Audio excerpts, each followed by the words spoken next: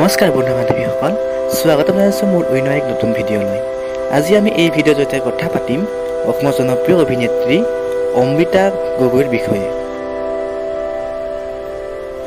বন্ধু বান্ধৱীসকল, ভিডিঅ'টো স্কিপ নকৰাকৈ শেষলৈকে চাব আৰু যদি ভিডিঅ'টো চাই ভাল লাগে তেনেহ'লে লাইক, কমেণ্ট, শ্বেয়াৰ আৰু ছাবস্ক্ৰাইব কৰিবলৈ নাপাহৰিব।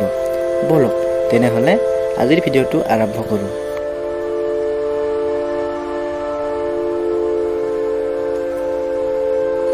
অমৃতা গগৈ হৈছে অসমীয়া চলচ্চিত্ৰ জগতৰ এগৰাকী জনপ্ৰিয় অভিনেত্ৰী,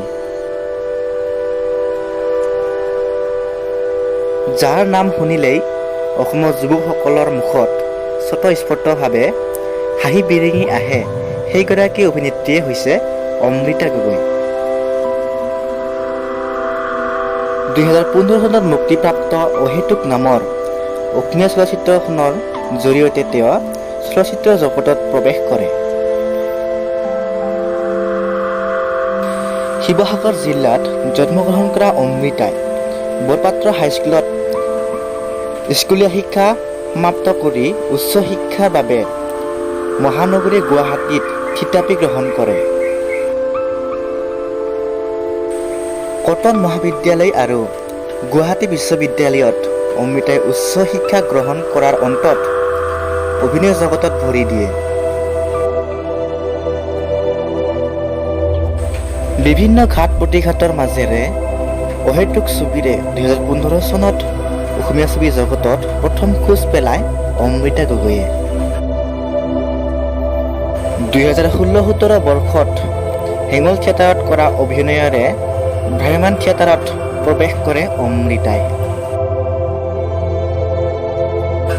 অমৃতাই অভিনয় কৰা আন কেইখনমান অসমীয়া ছবি হ'ল যেনে দূৰ, ছয়গাঁৱৰ চম্পা, কোঁৱৰপুৰৰ কোঁৱৰ আৰু নিজানৰ গান। তেওঁৰ প্ৰথমখন অসমীয়া ধাৰাবাহিক ৰাগিনীয়ে দৰ্শকৰ বিপুল সমাদৰ লাভ কৰিছিল। অসমীয়া খাদ্য খাই ভাল পোৱা অমৃতাৰ প্ৰিয় অভিনেতা উৎপল দাস আৰু ৰণবীৰ সিং। অভিনয়ৰ সমান্তৰালকৈ নৃত্যশিল্পী আৰু ঘোষিকা হিচাপেও অমৃতা সকলোতে সমাদৃত। অমৃতা গগৈৰ দীৰ্ঘদিনীয়া প্ৰেমিক মনদীপ কাকতিৰ সৈতে বিবাহপাশত আবদ্ধ হোৱা অমৃতাৰ এজনী কণমানি কন্যাৰে তিনিজনীয়া সুখৰ সংসাৰ বৰ্তমান কৰি আছে। বন্ধু বান্ধৱীসকল, আজিৰ ভিডিঅ'টো ইমানেই আছিল। যদিহে ভিডিঅ'টো চাই ভাল লাগিল তেনেহ'লে লাইক, কমেণ্ট, শ্বেয়াৰ আৰু ছাবস্ক্ৰাইব কৰিবলৈ নাপাহৰিব। আকৌ এটা নতুন ভিডিঅ' লগ পোৱাৰ প্ৰতিশ্ৰুতিৰে আজিলৈ ধন্যবাদ।